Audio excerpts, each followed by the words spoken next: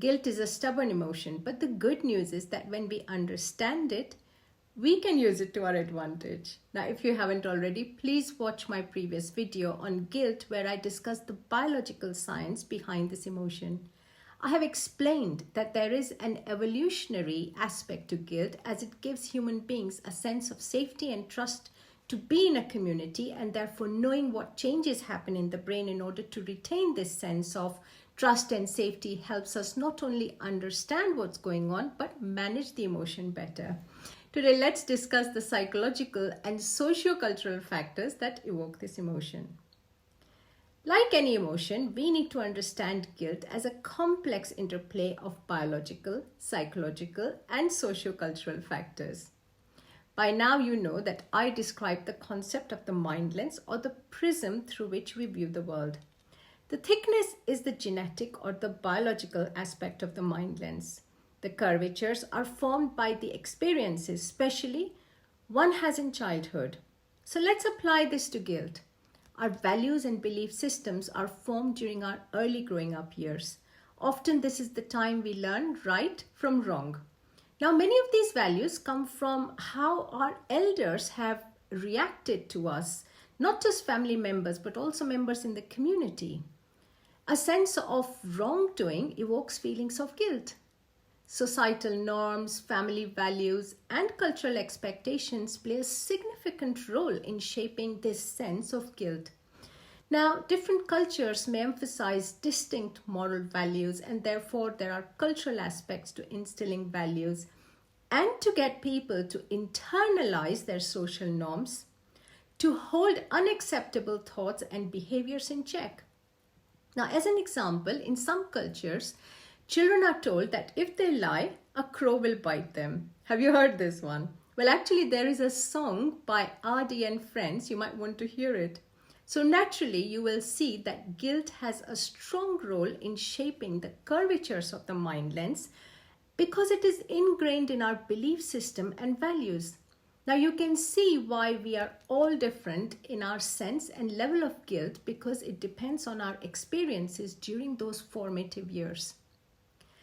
The emotion of guilt, which is the shade of the mind lens, shapes how we see our responsibilities in life. Let me give you some examples. Atul, he was in an unhappy marriage and had an affair. He came to see me because he could not forgive himself due to guilt and he had become extremely depressed. Another example of Sam, who had a business, a good one, but he made a bad decision or a wrong decision, and then he could not forgive himself due to guilt. So the guilt defines our sense of responsibility, and sometimes it can become overwhelming when it goes off-piste. Many a times this is an unconscious emotion as well. For example, Jill, she lost her dad at a young age. Her mom worked very hard to raise her, and she was really aware of the sacrifices her mom was making in order to educate her. She knew she had to thrive in limited resources. But without knowing, she had developed a sense of guilt that played out when she wanted to buy something or when she would think about a holiday. And this carried on into adulthood. She would analyze, overthink whether she needed this pair of shoes. She just could not enjoy, and there was actually no reason for her to worry in her adulthood because she had a really well-paying job. So you can understand that guilt often arises from our own reflections of our behavior in relation to the internalized values of, say, morality, ethics, and of course, social and cultural expectations. Now, this self-awareness helps us improve our behaviors and practice. Now, this is the reason, even in medicine, us doctors and nurses in the health sector have to regularly engage in reflective practice. Now, it doesn't mean that we are making mistakes, but it means we have to discuss cases and understand where we could do better. It is about improving practice because of guilt. Now, guilt is also part of the grieving process when we face loss through death or breakups or any other reason. I remember when I lost my dad, I experienced guilt for a very long time with lots of thoughts like maybe I should have done this, maybe I should have said this, or I should not have said this. Knowing that this is part of the grief process makes it slightly more bearable, but the pain will still be there for a while. Each one of us reacts to guilt in a different way. Some may try to make amends, seek forgiveness, while others may engage in either defensive or even aggressive behaviors to avoid confronting their guilt because it is a painful emotion. And then there are some who may repress or deny the feeling or project their feelings of guilt onto others. Take the example of the guilt jar.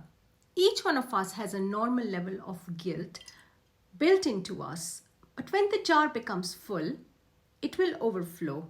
It can lead to self-criticism, feelings of worthlessness, overthinking, overanalyzing, negative thoughts that then impact on our behaviors and emotions. In the longer term as well, when one holds on to unresolved feelings of guilt, it may lead to symptoms of anxiety, depression, low self-esteem, and even self-destructive behaviors where individuals resort to, say, alcohol or recreational substances. So addressing and resolving guilt in a healthy way is crucial for emotional well-being. So what can one do? Now let me tell you 3 strategies. Number 1, awareness and understanding. If you don't know why and how you're feeling guilty, how do you resolve it? You need to understand it in order to deal with it. You need to understand the curvatures of your mind lens. You need to know where it is coming from. Then you can take the next step. Forgive yourself. When you have deliberately not done something wrong, but did not have the desired outcome, understand that you could only act in that moment based on the understanding of the situation at that point in time. You cannot change the past now, but you can learn from it. So check how you can learn from it. And number 3, if significant, seek help. Talk to your friends, family, and even seek professional help. Discussing your feelings will not make you vulnerable. It will be a stepping stone for self-improvement and even help you build stronger connections in life. So let's do this exercise today. Think of the last time you felt overwhelmed by guilt. Evaluate it in the context of the biological, psychological, and the socio-cultural environment. How did you deal with it, and how would you deal with it now, having understood your mind lens?